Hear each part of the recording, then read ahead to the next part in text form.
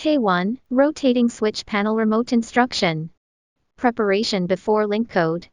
K1 can control above products. AQT019 as example for displaying. We connect the lamp with power supply and prepare 1K1 remote firstly.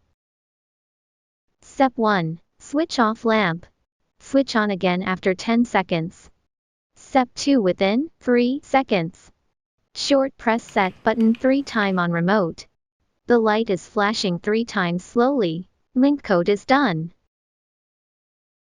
Magnetic installation. K1 remote control instruction. Short press rotating switch, off light. Turn on light.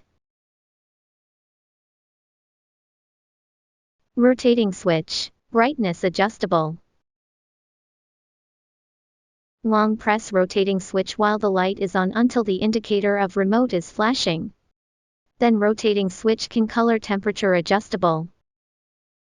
Attention, it will leave from color temperature operation if there is no reaction for operating within 3 seconds.